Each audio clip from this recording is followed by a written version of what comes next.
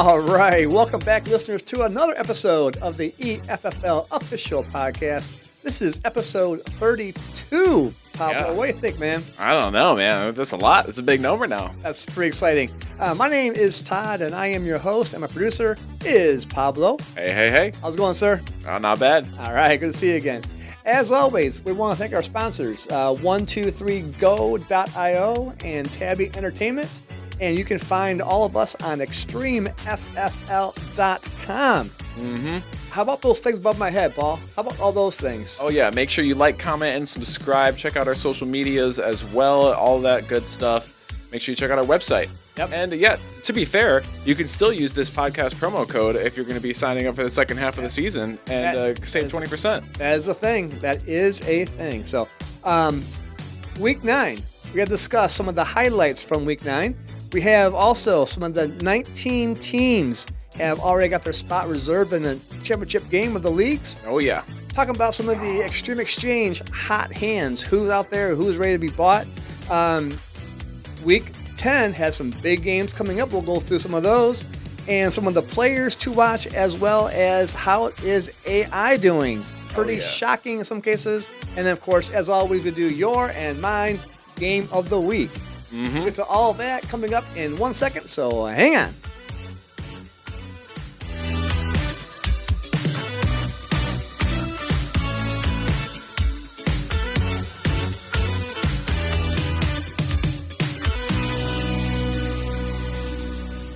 All right, Paul. Sorry about that. A little bit of technical difficulties here. So the season actually is half over for us, which is kind of cool. But let's talk about some of the NFL Week 9 highlights that we had. Oh, yeah. Definitely. So a couple things in my eyes stood out. I have the Chiefs. They get it done again, and I'm not quite sure how they do it week in and week out. But the Chiefs stay undefeated with an overtime win last night against the Buccaneers. I don't think anyone would still expect them to be doing so well right now. You know, they've had a few close calls, and I think they're a very good team. Don't get me wrong, and their defense is much better than they have. And I think having D. Hopkins on their team now is nice. He scored twice last night, so I think that's a kind of cool thing for KC. But man, they just Isaiah Likely was out of the end zone by like a toenail in the first week. They had a late pass interference call against the Bengals in the week. They had overtime last night. So, hey, they're winning. I guess if you're a Chiefs fan, that's great. But give me my Lions any day. Oh, yeah. Yeah. So, speaking of the Lions. Man, yeah, I was about to say that's a good little segue into that. It was. That was not even planned. It was not even a planned segue, but it worked out. The Lions go into Lambeau, and this is the third year in a row they've come out with a win, which is great because for so many years of my life, Lambeau was like a cemetery for the Lions. They would go in there and they would just die. Mm-hmm. But in the Lambeau, frozen tundra, crap weather kind of thing, and Jared Goff and the Lions being labeled as an indoor team and all that kind of malarkey because it's a way different team this year. In the wind and the rain, Paul, they came out and they just dominated. Sure, the offensive stats show the Packers gained more yards because part of that was a pick 6 that the Lions got because Love made a stupid play. Mm-hmm. But, hey, the Lions in the rain and the wind and outside did well. What's your thought on the Lions? Man, they're just – I mean, we talked about it before this week started, actually, because this was one of our game of the weeks. Mm-hmm. It was. And it was a exciting game to watch. This was exactly the dominance that we were expecting to see from Detroit. Or like the X factor, kind of the ability to pull out these clutch game pivoting plays, And so this is the thing that I think that this is a clear distinction that we'll see in Detroit, where they might be a similar, win-loss ratio as other teams, but they are performing at this point like a Super Bowl contender, and I think that they have to someone to beat Lions, that they're going to have to perform at that level too. They're not going to be able to do it like a walk in the park. It's not going to happen. We're not going down easy right now. Right. Love it. And we are built differently. If we were strictly an indoor team, we wouldn't have necessarily. I guess I wouldn't say this. We wouldn't have the offensive line and the running backs that we have. Mm-hmm. Being able to run in the weather is critical going to November and December, and then ultimately potentially January too. Right. But the Lions are built that way. Mm-hmm. They have the running backs, they have the O line well documented in every website out there. So they don't have to rely on Jared Goff having a 300-yard passing day because he doesn't have it because he doesn't need to. Yeah. So I think it's just fantastic. So they are built differently. They go inside, you can't stop them. They go outside in terrible weather, you can't stop them. So Right. I'm on that bus. I'm on the Lions 15-1, 15-2, I guess would be 15-2 record and Super Bowl bound. And I plan on being in New Orleans. Maybe I'll take you with me, Paul. We'll hang out in New Orleans. Oh, that sounds like a good time. We were there before. You and I were in New Orleans before, weren't we? We were. Yeah. That was That was shoot. fun. When it was, I think I was like 21 there. Yeah, that was a while ago. Yeah. And, we had some fun. That was a good time. Yeah, Yeah, absolutely. Go back and do that again. That'd be fantastic. So another game that I was curious about. Now I actually didn't get to see this one, so just looking things back at it right now. What happened to the Texans versus the Jets? How did the Jets win that? Aaron Rodgers is, in my eyes, only a mediocre quarterback. And the Texans do have injuries. Stephon Diggs and Nico Collins weren't playing, so I got a little bit of that going on. Right. Okay. The Jets were home. I guess, put their back to the wall, proverbial phrase, and they came out fighting. Texans just didn't they didn't block well. I think the Jets had 8 sacks in the game. Oh wow. So constant pressure was on Stroud, and you can only use Joe Mixon so many times before you start shutting down the running backs. But hey, give props to the Jets. I'm not a Jets fan, but they got it done. They got it done. Yeah, just looking over the stats here, you got Devontae Adams with 7 receptions, Garrett Wilson with 9 receptions, and then you have a couple people with the 1 and 2s. And comparing that to the Houston, or the Texans side, they got Tank Dell with 6 receptions, Robert Woods with 2, and Dalton Schultz with 3, and that's it. So you have a whole 11 caught passes, and then versus 22, and there's not much you could do. And don't get me wrong, Joe Mixon had 24 carries, it looks like, to Breece Hall's 15. So there's a big difference there, but only a 30-yard difference overall. So Yeah, it wasn't. If you're a Texans fan, I think you're looking forward to having Nico Collins back. And speaking about our Lions, the Lions play Houston this week in Houston, and Nico Collins is scheduled to be back. So I was wondering, because that's going to make a big difference on this game. Yeah, I think that without it, it would be a very a comfortable. I would feel confident as a Detroit Lions I'm still fan. very confident. I just don't see anybody at this point stopping us. So, Right. And we had a trade today. Today actually is a trade deadline. In fact, deadline ends in 24 minutes from now, and I have the website open. So if things happen, I might tell you on the air. But the Lions, are walking into Houston's Energy Stadium, and I think they're going to do well. They're going to leave with a win, so it's no problem. But keeping it in the AFC East, the Buffalo Bills, after 8 weeks of playing, have a 4-game lead.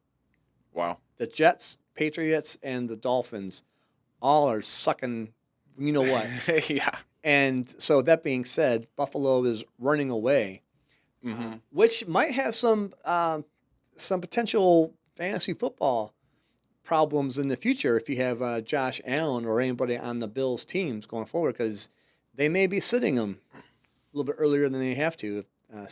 Right. Interesting kind of thing going on there. Yeah. The Bills are real interesting because I think that they showed prowess and they definitely teetered out a little bit. And so they have been able to, what's their record? I think they're 7-2. So like when I say teetered out a bit, on the field teetered out more so than at the end of the game because they're still getting those wins. There's just a little bit less less gas that I see from them than they were doing originally in the beginning of the season.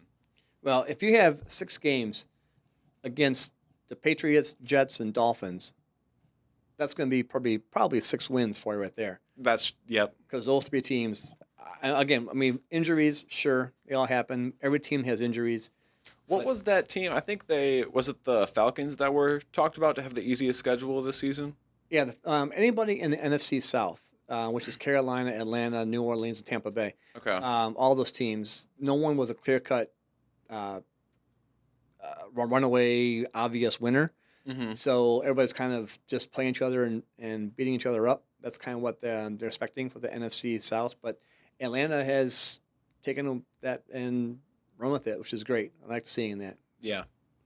But I do need to talk about the Saquon Barkley league. Mm-hmm. I showed you yesterday on TV right here in the office. He did. Yep. We got a fan over here. We've all seen it. If you haven't watched it, where the hell have you been? But running to his left, cut this way, cut that way, it spins around, then jumps up, and the guy goes between his legs backwards. Mm-hmm. I mean, that's just awesome. So 3 broken tackles within a second and a half. You know? That was pretty impressive. So I like that run a lot, and just watching him do that. I watched that live, and I was like, whoa, that was something. Oh yeah, something that not many people can ever do that. So we'll likely be dabbling over when we're talking about players to the Saquon Barkley area. But I think like just in case we don't, he is 100% that player to watch right now as a running back. Like he's so explosive. He's so hard to take down. And I think that as we get to the colder weather, if his ability to just push through like tackle after tackle, if that continues, then he's going to be like a clear step ahead of his competition, even at the top level. So, yeah, Saquon Barkley, player to watch for sure. And I will talk about him a little bit later on in this podcast because that may be a little hint of my game of the week. Oh, yeah. Okay, sure. But, Paul, in the EFFL world, we are halfway done. We have completed with the first half. Yeah. So we have 19 teams that have got their spot reserved in their respective leagues. Nice. For the championship game. I'm one of those. You are. Congrats. Where's your applaud thing? Yeah, I got that. There we go. Yeah. Get that applause thing going there. So good job, Pablo. You're in the finals, which is kind of cool. It's a 2-week final. Oh, yeah. In weeks 19 and 20. So you already have your spot reserved. That's exciting. You can relax and have fun and not worry about anything because you're already in the finals. Oh, yeah. It definitely takes a little bit of sweat off because so many things can go wrong during the weeks. So many things. So it's nice to know I got it. So, yeah, this ball pretty cool that we have that opportunity. And I think the first half, second half thing is relatively new to our league. This guy's going to be a good addition. So it's giving you a chance. If you didn't have a very good first half, today, or starting tomorrow actually, on Wednesday, boom, everything is back to zero, and your players can all be used again. Mm-hmm. So it's, everybody's on the even playing field. Exactly. So it's a pretty cool thing. So, but speaking of the players, we do have a thing called the Extreme Exchange. Mm-hmm. Now, we haven't discussed that much in the past couple of weeks because we've been doing more of the playoff scenarios in the EFFL, but the Exchange is I think going very, very well. Yeah. I'm doing okay at it. Again, I don't mind if I don't win my own games, which is kind of cool. But I think the philosophy part is really cool. Yeah. And being able to, because of Dak Prescott's injury on Sunday, this morning I went in there and bought Cooper Rush. Right. Now, I'm not a Cooper Rush fan, but he's got a $24.84 cost. So for $25, I can get my hand on the quarterback for the Dallas Cowboys. And I think if you just have a guy named C.D. Lamb, I think anybody who has the abilities to throw a damn ball should be able to throw the damn ball to C.D. Lamb and get some yards and some points sometime along the way. So yeah, as long as he doesn't throw a bunch of interceptions, then which then he probably will because it's the Dallas Cowboys. But I do have a couple of hot hands to talk to you about. And it's kind of funny that these two quarterbacks have essentially the same price now. Patrick Mahomes and Aaron Rodgers. Now we've chopped Aaron Rodgers to pieces in this podcast because he had a $20 starting price. Well, his price right now is $104.91. Wow. So if you had Aaron Rodgers at the start of the season, you just gained $84.91. Yep. Patrick Mahomes finally is at $104.34. Now, he started out at 87, and up until just recently, his trend was going down. Yeah. His trend was going down, down, down. Mm-hmm. He got as low as in the high 50s. I think it was 57, 58. Yeah, 58.91 was his low. He's currently sitting at 104.34. So he's finally got something going on with some numbers, which is pretty cool. Yeah. Yeah. But they're finally above $100, and $100 was the threshold for how we computed an average player, an average starting player in the top 32 by position. Now, I remember in the beginning of the season when we were talking about Aaron Rodgers, we had said that we thought he would get to around that $100 mark. Mm-hmm. If I were to put my money on it and say, is Aaron Rodgers going to go too much past this point now? I would say that he could. I think he could get up to like that 120 range, maybe even up to like the 125 if it's after like a good week or two. But I think that around this 100, 105, 110, this is probably where he's going to end up throughout the season. And I think it's more likely that he'll be lower than this than it is that he'll end at this point. So we'll see. Maybe he'll drop down and then maybe he'll be able to fight his way back up. There's always good times to buy him. But I think that this is one of those points where I would put it at might be a little too risky to hold on to Rodgers. And the same goes for Patrick Mahomes right now. If you're holding on to Patrick Mahomes, I would say maybe don't because he definitely was at the $60 mark for a little while, or $70, maybe $75, and I even bought it. I got it. I was excited about that too. I picked him up at a low price, so when he did get here, I was excited about it. But I sold him because I don't want to be losing that money again on him already because I already lost it once. Right. So if I was to ask you, without looking at the prices and stuff, if I was to ask you to list, I don't know, I'm not asking you to do it physically here now, but just think in your head, give me the top 15 quarterbacks by stats, right? Okay. And you're going through, you could probably not assume and not put in Mahomes or Right. Rodgers because their stats are not representative of, they're both great quarterbacks, but their stats just don't show it this year. This year, yeah. They both had a problem. So to your point, they're both probably better than average. Although I saw before this week, I think Aaron Rodgers was the top 18 before he played the game. So maybe he's 15 now. So again, he's middle of the road. So Yeah. he's right at that $100 level. So I agree with you. I don't know if he would get any higher than 120, 125. So I might hang on to him for one more week and then see. Yeah. Because I did have only $20 invested in the guy beginning of the season. But, Yeah, that's also a big thing is, how much are you going to end up losing from it, Right. If you're buying them now, then it's a little bit different of a question as if you bought them before. Right. And to go with that point, the New York Jets offense, I feel, is a really strong opportunity. If Aaron Rodgers Aaron Rodgers is better now, and he has Devontae Adams on his team yet, and if they can connect a little bit, a $28.08 investment in a New York Jets offense seems to me an opportunity to make some money there. Yeah. Aaron Rodgers, famously a couple years ago in Green Bay, after having a pretty bad start, kept saying, relax, relax, relax. And I think he actually said it 3 times. He has this ability still, even at the age that he is, to make some things happen. And if he can make some things happen, the Jets don't have a very strong schedule for the next few weeks. So I think the Jets offense may be able to get up there a little bit. I may not think Aaron Rodgers is going to gain a whole lot more, but the Jets offense, I think, has opportunity is there. So I think buying that is going to be is a great spot for you. Yeah.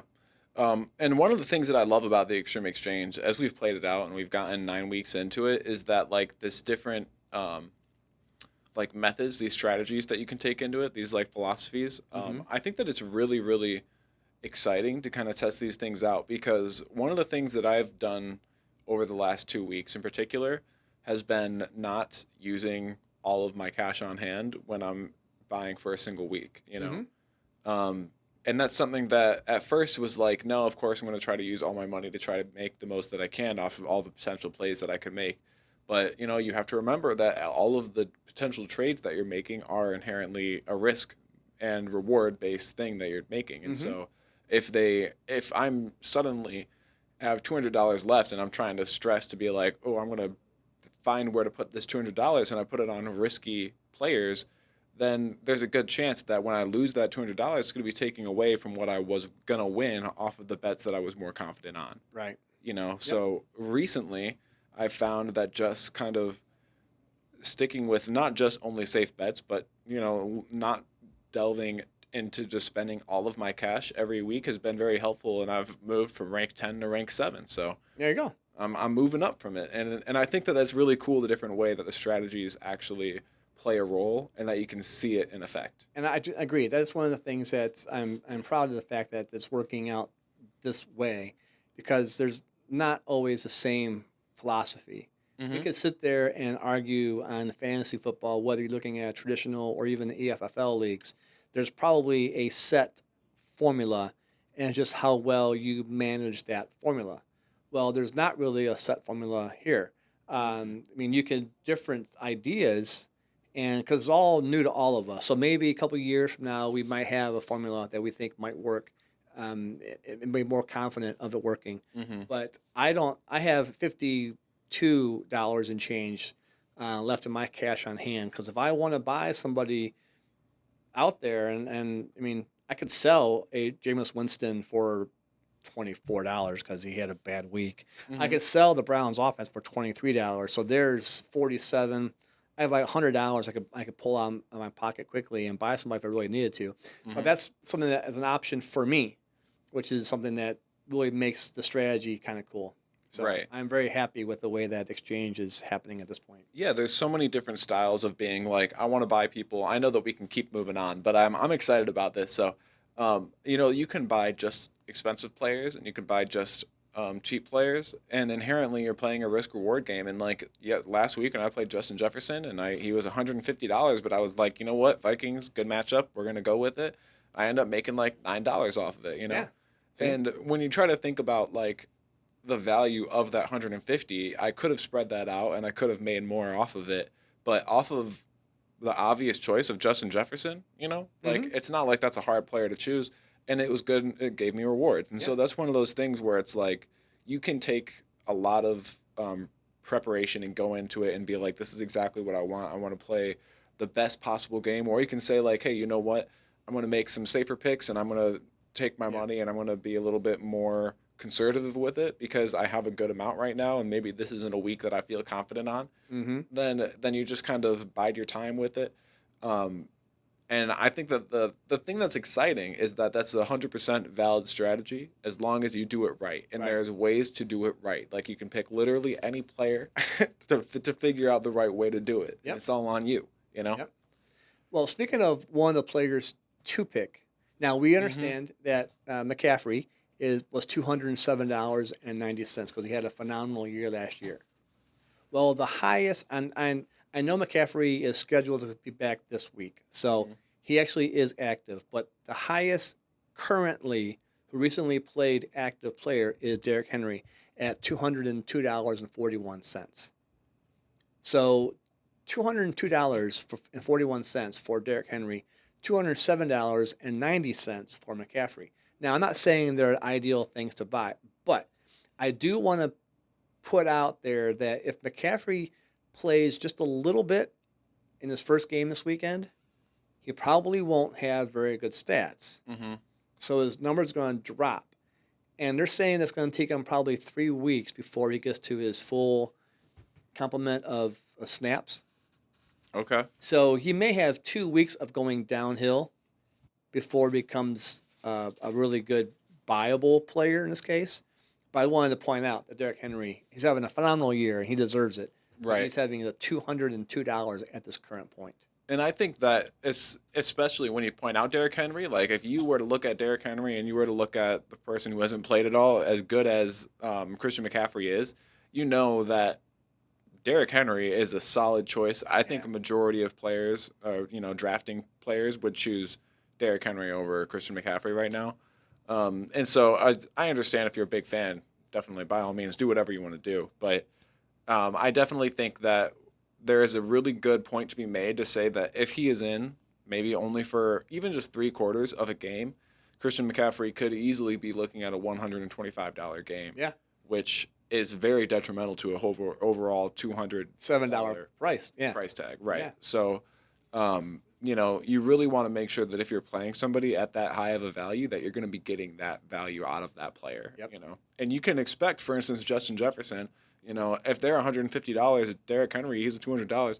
He's been performing at that level each week, so you can expect that they're going to be, good. But there is that chance that they bust, and if that happens, you could be taking real big losses. And so I think there is definitely a lot more risk right now with Christian McCaffrey than in the future. Waiting a couple weeks on that's probably a really good move. Just so you know, a little side note for Derrick Henry, he was started off the season at 135, so which is still a pretty high number for a running back, but he's gone up $67. Man, so $202. I don't know what the ceiling is. I mean, can he play at the level of McCaffrey last year? Mm-hmm. I think the answer is yes. Right. I'm not going to spend $202 on Derrick Henry because I just don't see any. I mean, I can spend my $202 elsewhere, right? Yeah. And get more return. But it's just pretty impressive that he is at that point. So. Oh, 100%. Yeah. One of the players to watch that I want to throw into this little mix, the new quarterback that I just. Not the new quarterback, sorry, the Giants quarterback, Daniel Jones. Mm-hmm. This week is a good week to be going on the Giants. I think they're going against the Panthers. They are. And if you can expect Malik Willis or Malik Neighbors to be able to do anything, it's going to be this week with Daniel. And so I don't know what value he's at on the Extreme Exchange. He's $63.91 at this point. Yeah, but I think that this is that's a good price tag to pick him up this week. They are playing in Munich, Germany, though. Oh, okay. They're not playing in the States.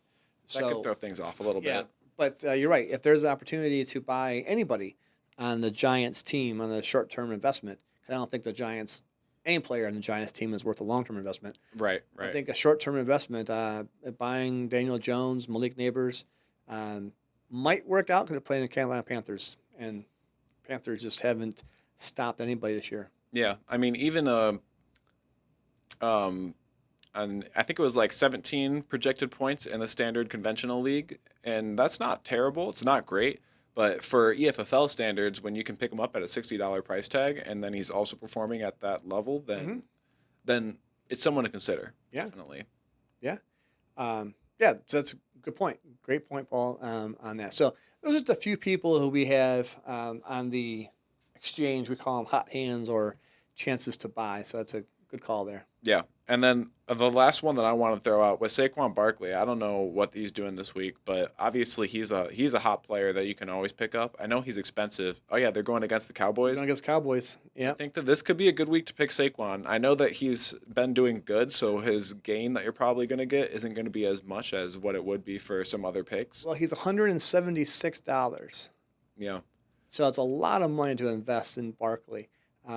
We saw what the Lions did to Dallas in Dallas, and now Philadelphia is going into Dallas, and I don't think Philadelphia is all around as good as we are, but hey, they're still a pretty good team, and so at 176 to buy Barkley, again, it could be a short-term investment. I don't know how high he would get. Is he going to be in the $200 level with Henry? I don't know about that.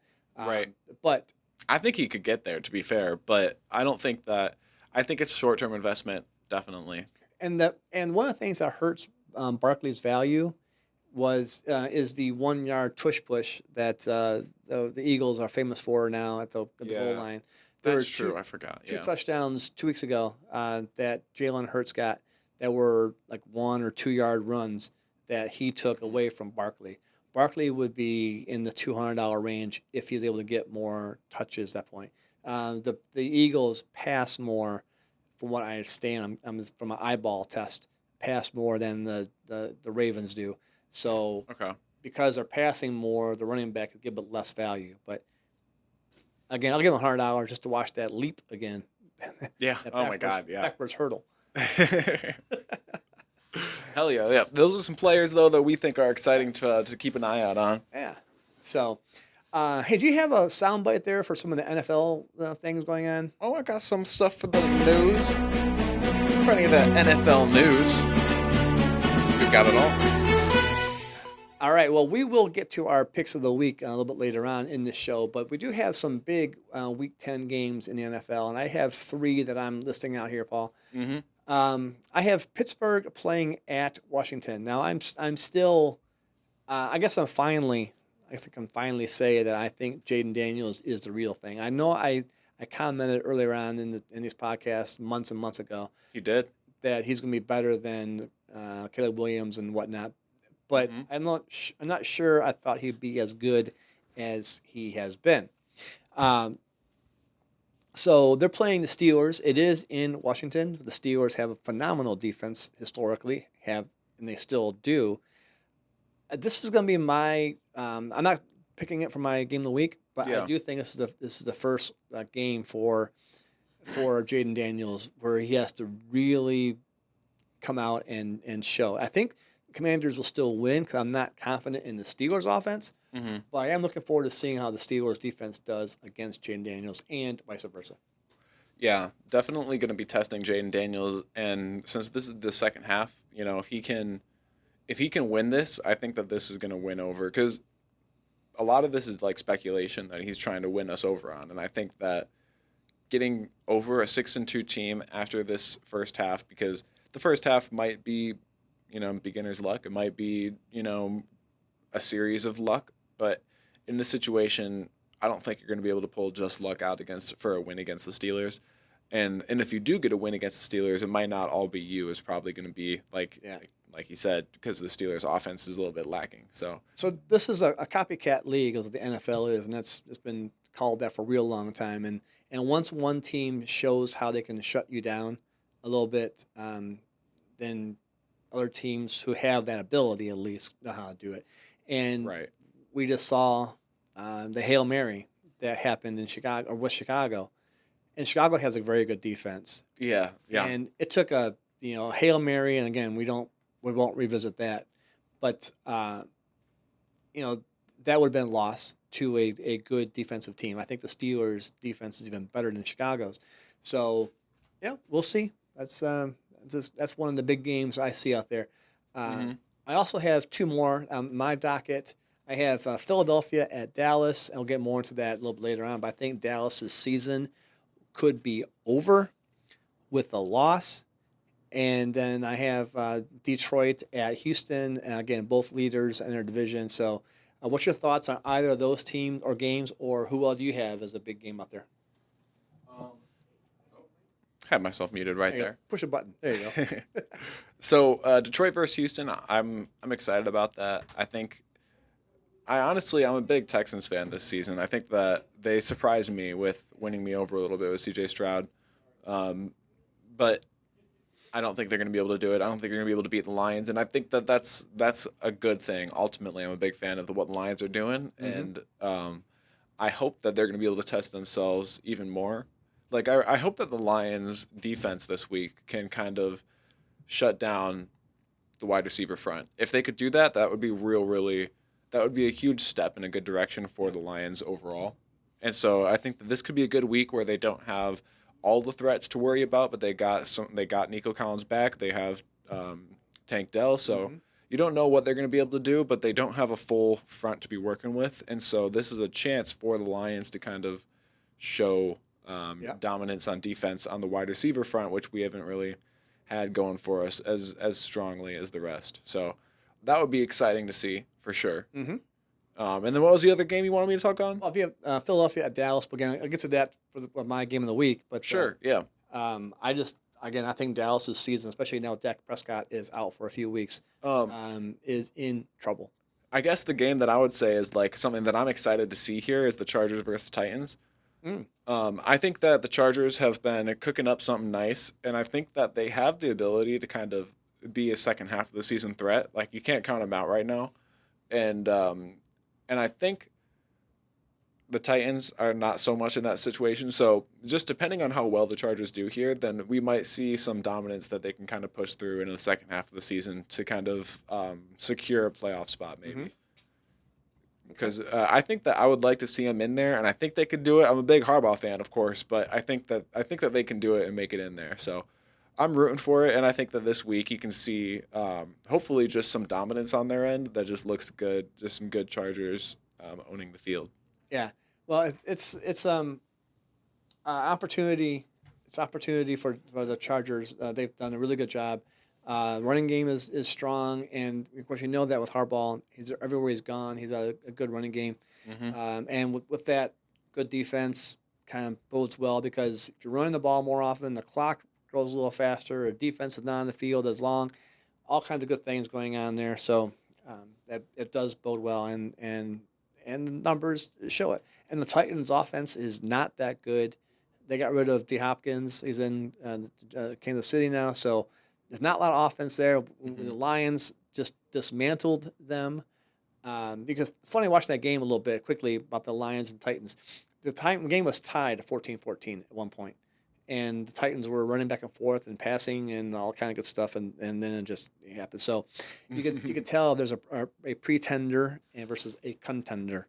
And, right. The Titans can hang out for a little bit, but they don't have anything. So I'm looking forward to seeing the Chargers kick butt there. Oh, yeah. Well, let's move on from some of the teams in the games to some of the players to watch in the NFL. You called out one before we got on the air here, Daniel Jones. Yeah. Was that on the air here or was that before? That was on the air. Okay, on the air. Yeah. All right. So, again, talk to me more about why Daniel Jones, and is it just because he's playing Carolina or what?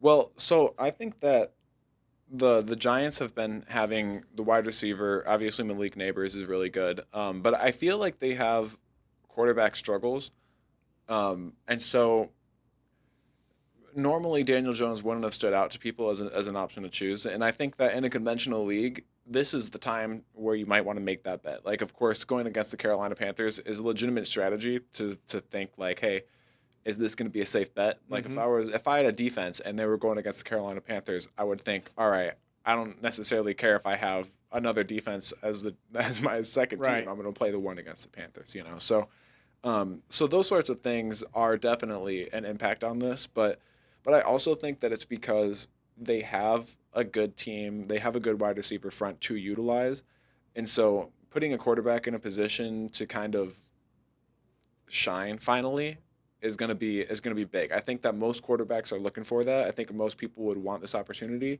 and I'm sure this week he's going to be trying to show exactly how good he is against a team that might not be at that top notch, right? Right. Well, based on what you just told me, I just did a transaction on the exchange. I just bought the Giants defense. Oh, the Giants defense. Oh, okay, the Giants defense. It only cost $10. Was it only 10? It's only $10, which is the lowest. You should go ahead and buy them because you can't go that. below 10. So 10 is the lowest you can possibly get. So I will not lose any money on the Giants defense. But because you are playing Carolina in Germany, good call there, Paul. So I did just make a transaction. And see, that's how easy it is on the exchange. Push a button and because I had $10 in my cash on hand, so that's easy. Right, I don't got to wait until tomorrow to find out if I got anything. Yeah, right, just do it now. Get over with. So something that I want to talk about with players, right? Mm-hmm. And now specifically, let me look this up. Daniel Jones as a quarterback.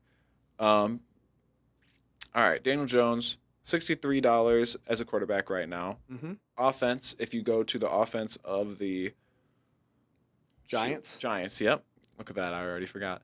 If you go to the offense of the Giants, they are $10. So when all right, I'm buying them. Yeah, definitely. It's a good time to buy it. All right, I did just bought them again. This is one of the big things. Yeah, 100%. Actually, while we're here talking about players, since in exchange you can buy offense and defense, you want to buy the offense for the Giants this week. They're a good one to go for. Yeah. I doubt they're going to be getting $10. So, but this back to my point originally here. Quarterbacks and offenses can be kind of seen very similarly when you're thinking about like, hey, they're the captain of the team for a quarterback, and a lot of their success is going to reflect the success of their offense in general. Mm-hmm. So if you're looking at the offensive stat and you're like, hey, you know what, this is much cheaper than the quarterback, then I consider maybe just picking that offense instead of picking the quarterback. Or if you feel like it's a safe bet, then you can pick both.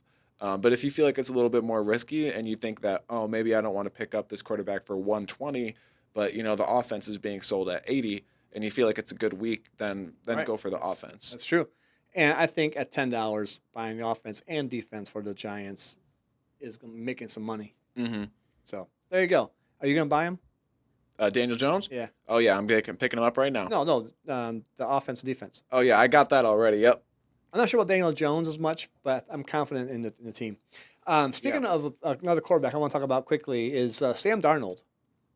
Oh, right. Okay. Minnesota's playing Jacksonville this week, and the Vikings need to win this game. And I'm not saying it's a must-win thing, but they're 2 games theoretically behind the Lions because the Lions beat them already, and they have a 1-game better win record. So they're Right. basically 2 games behind Detroit. If they go to Jacksonville, which is not a very good team, I think the game is in Jacksonville. If they go into Jacksonville and they don't win, that's going to be a problem for them. Mm-hmm. So I think that Sam Darnold, and I have him in one of my traditional leagues, and I have him stacked with Jefferson. So it does well for me. So I like that combination. Yeah. I think that the Vikings need to win. So I think in a big game from Darnold this week. That's good. Actually, the Vikings are definitely a team to watch for the matchup if you're looking at EFFL especially, because there's a good chance that those players are going to be picking up some good rewards. Yeah. And then the same game, opposite side of the field, I got Brian Thomas, receiver for Jacksonville, because I do think it's going to be a higher scoring game. I think both offenses could be in play if you wanted to use them for your Week 10 in the EFFL. I think both offenses could be in play.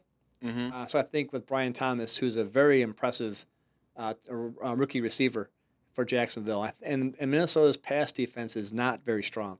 So having the combination of not strong pass defense and having a potential high-scoring game, I think the Jacksonville offense, which I still have pretty good players. You throw in Ingram, you throw in Thomas, you have Right. Travis Etienne and Tank Bigsby running backs. Mm-hmm. So I think you have a good enough team there. I think there's still some points that Jacksonville can put up. So looking forward to seeing Brian Thomas do well. Yeah. Yeah. So, all right, do you have a soundbite for our AI? I don't have a soundbite for our AI. I wonder if I could come up with an need a AI soundbite. A little like laser sounds and robot stuff. Yeah. Okay, well, we'll do our own little soundbite. Yeah, just wait. I'll clip that together. We'll just mash that into one. We'll do that next week. Yeah, make our own little soundbite in this. So now you guys are going to hear me going beep, beep, beep, beep, beep, beep. Anyway, so I want to talk about how this AI thing is doing. We've been having AI pick the winners of all the games by money line and on the spread. And I'm very impressed by that. I'll get to that in a second. And then I also have the AI in one of the leagues. They're in the 1-2-3-GO sponsored league in the EFFL. So this past week, the money line for the AI was 12 out of 15. And for the year, they're at 66.9%. Wow. So AI is picking 2 out of 3 winners. Right? 12 out of 15 is pretty dang good. Yeah, they had a good week. But I'm thinking, man, all right, so 2 out of 3, that's strong. That's right in the money range where you want to be. That's exactly where you want to be. Yeah, so that's fantastic. So I have not put any money on it yet because I haven't been in a casino that I want to do that yet. But anyway, so Right. 12 out of 15 for the week. They're against the spread. Now, they get a little bit overzealous on some of these points, and I showed this with Joe Bliss a few times. And it was a little bit kind of like, oh, really? They're picking that to win? That kind of thing. Well, just give you an example. They picked Buffalo to win by 21. Wow. They had a score 31-10 and against Miami this past week. All right, well, not many games have a 21-point spread in the NFL. Right. So, but if you're going with what the AI said, you take that. But obviously, as a smart human being, we probably wouldn't take that. Right. They That's had a 13-point win. They had 11, 11, another 11. So then and a 9. So they had quite a few games that weren't overly close, but they still went 8 out of 15. What'd they think about the Panthers Saints? What'd they guess there? They had New Orleans by 13. Oh wow, yeah, okay. Yep. And that didn't happen. No, So that's one of the losses they had. Even on the money line, they had a loss. But they were 8 out of 15 against the spread this week. And for the season, they are at 44% and change for their against the spread. So, yeah, okay, a coin flip can be in that same ballpark range too. But 44.9% against the spread and 66.9. man. But on the EFFL, I call them the asinine idiots, the AI. Asinine idiots got 12 wins for the week, 83 wins for the year, and they just earned a spot in the championship game. Wow. They did better than me. Look at that. They did better than me. So go AI. They're doing. That's impressive. Well. That's impressive. I'm surprised. I would say it's because of me programming AI and the questions that I ask. Yeah, it's your IQ for your prompting. Right. The dumbass part of me is, why don't I take my own advice? Why just copy AI? I'd be doing better. Yep. No, but I was very impressed that they were able to do that. So they finished second place overall, and so that's really impressive. So that's pretty cool. That'll be kind of cool actually for like a final situation to be up against AI, because I feel like that's when it really comes to show where obviously the AI got itself into the position of finals, and so did you. So you can't say that anyone is better than the other. You know that you guys are both decent, Well, in that league, I did not. I have a total of 65 wins for that league, and they have 83. Right. Well, to be fair, yeah, it might not be you that's up against the AI in that league, but it's going to be somebody against the AI, right? Yep. And then that person is going to see, because the AI is not performing bad, so they're going to have to play well. And it's going to be a good test actually to see, like they're going to kind of have to earn it. So they actually needed a strong week too, because they were not in second place; they were in third place. So they were not in the playoffs. Last week, and they got 12 points, so they were able to leapfrog and find their way into the playoffs, or the final championship game coming up in weeks 19 and 20. It ain't over till it's over, But still, AI doing well, so give them props for that. Yeah. All right. So wait, I got one thing that I want to say. So this is because I've been trying to think about strategies that would be beneficial for people, and this has been a strategy that I've legitimately used to find success with through the season for both EFFL and Extreme Exchange. Okay. And it's just betting against the Panthers. All right. So I could have guessed that. You could have. I'm sure a lot of people are doing it, but I just mapped out the next 9 weeks for anybody. Oh, no. All right. So if you need to, week 10 you're gonna play the Giants. Week 11, whoever you want, because they're on a bye week for the Panthers. Week 12, Chiefs. 13, Buccaneers. 14, Eagles. 15, Cowboys. 16, Cardinals. 17, Bucks again. So interestingly enough, you got Bucks playing against them twice. So maybe figure out what you want to do. Split that up a little bit. Okay. And then Falcons ending the season. So save Bijan for the end of the year if you're looking for that. So just play everybody against the Carolina Panthers. I like it. Exactly. It's actually probably a good strategy that we could use. It's actually not been bad. It has proved successful so far. I was gonna say I have used that playing Carolina as my as one of my tiebreakers in my mental head. Right. Who do I want to play? Right. It's like a win in doubt situation if they're against Carolina. Yep. Mm-hmm. Yep. That's how it goes. So. All right. Hey. Play one of those sound bites again for our game of the week. Oh yeah. Let's see who you choose. Man, that's like in my day. Oh yeah, that's a mosh pit. Got that head banging there. If I had my hair, I'd be going woo woo woo. All right, who do you have all for your game of the week? This week I got the Chiefs and the Broncos. All right, and it's because I want blood. I'm going to be honest. I want to see the Broncos take down the Chiefs. I think a lot of people have been waiting for the Chiefs to kind of fall right now. I'm one of them, and I think that the fact that they keep just barely winning these games by the skin of their teeth is it can't last forever, right? It can't last forever. And beyond that, I think that Bo Nix had a rough week last week, and I think that he's going to have a little chip on his shoulder to come back with. The Broncos are by no means a team that you can count out of the playoffs right now, so I think that this is still a competitive game, and I would love to see the Chiefs kind of fall back down to earth with a game with a little loss to the Broncos this week. So that's going to be my game of the week. I think that Bo Nix is going to pull something out.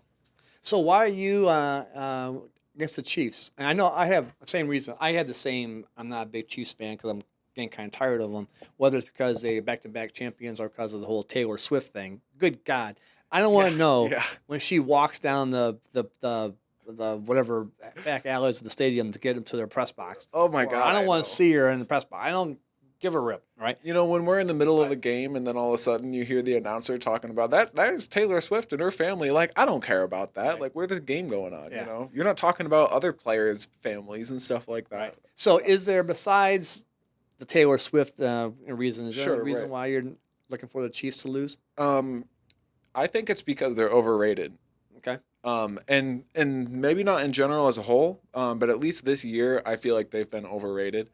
Personally, I got no issue with Patrick Mahomes. I actually think he's a really good quarterback. I'm surprised that he's not performing at the level that he is. Mm-hmm. And I think that is, for me, why I am not buying into the Chiefs. Like, I personally was going to be on the Patrick Mahomes train, and they're finding some success without that. So I think that that's awesome. But I feel, even though that he does have the ability to win a game despite not being that amazing dominant player that a lot of teams need, despite that difference, I don't think that that's the same thing as being the dominant player. You know, like, you need both. Right. That's the difference between the pretender and the contender kind of thing, you know? So I really do feel like the Chiefs are pulling ahead of these things just barely. And I think that they're a little overrated, and I want to see them fall down to earth a little bit. I don't necessarily think that they're a bad team by any means. I don't think that they should be counted out by any means. I don't think that they're going to win the Super Bowl, though. And I think that at some point we're going to see some losses that kind of signify that. Yeah.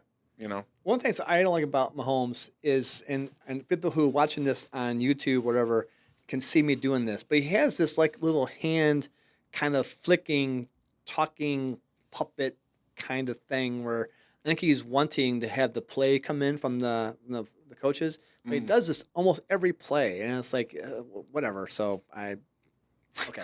You've had your 15 minutes of fame. Move on. Definitely. So, besides, we got the Lions coming up on your butt. So then, wait a minute. What is this? All right, game of the week. My game of the week, discussed it a few times already during this podcast, is Philadelphia at Dallas. I've been not a Dallas fan for a real long time, and documented many times in the show. I'm shocked, I guess, to a degree, because they tend to play well in the regular season. They just don't play well in the playoffs. But there's nothing. I know they have injuries. I know Micah Parsons. You just can't replace Micah Parsons. So I understand that. But I'm shocked that the offense isn't any better than it is. I think Jerry Jones screwed up this offseason when he didn't go out there and get anybody for running back. Right. Ezekiel Elliott, Dalvin Cook, Rico Dowdle. Yep. And it's just, that's not going to be enough to win the game. So Rico Dowdle's great. I'm not going to lie. He is doing well, but he's just not amazing, you know? But now that Prescott is hurt, and I don't want to see anybody get hurt. And that's just not, I want to see you entertain me, right? I don't want to see, no offense, Cooper Rush. I don't want to see Cooper Rush, but I want to see Dak Prescott play. Right. But now you have the Eagles coming into Dallas, and everything is going great. If you haven't had a chance to see the catch that Devontae Smith made in the end zone, toe tapping back corner of the end zone was a great play. A.J. Brown, Saquon Barkley. There's offense to be made in that game, and Dallas's defense just can't stop anybody. So, but if Dallas loses this game, they'll be 3-5, and with the way that Washington Commanders are playing, there is just no way that Dallas is going to go in there and win that division. Right. And because they can't win the division, they probably won't win the wild card. Sure. So I think Dallas's season is over if they lose, and putting it on Cooper Rush's shoulders, I just don't see it happening. Right.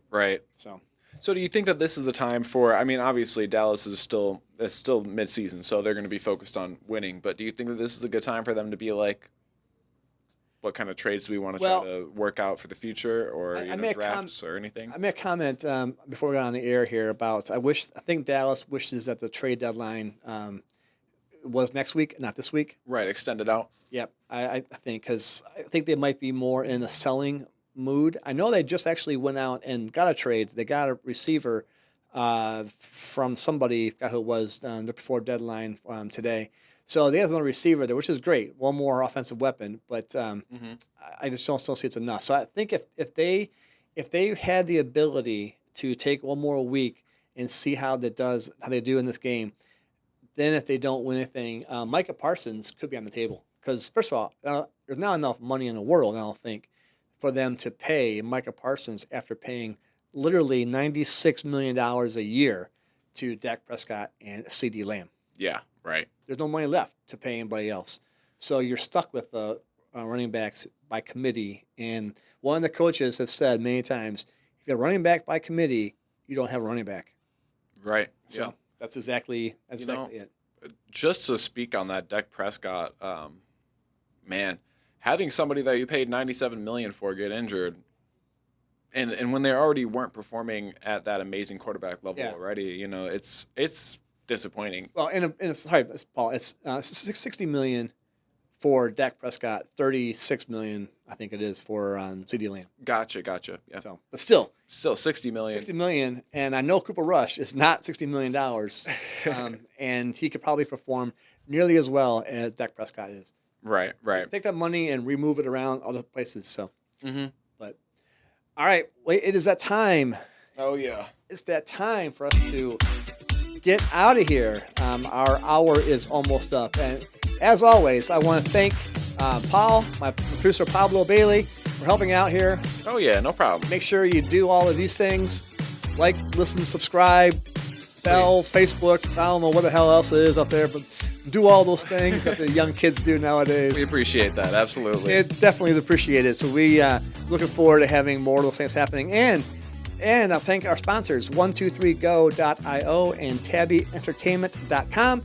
Check out those websites. And as always, you can see above my head, extremeffl.com. And if you do want to get in a league, you still can. Yep. You can join our leagues, 20% off. Go podcast 2024. There we go. If you want to join any of our leagues, you can do that. So with that being said, as I always say, Pablo, when life gives you a chance, make it happen. Peace.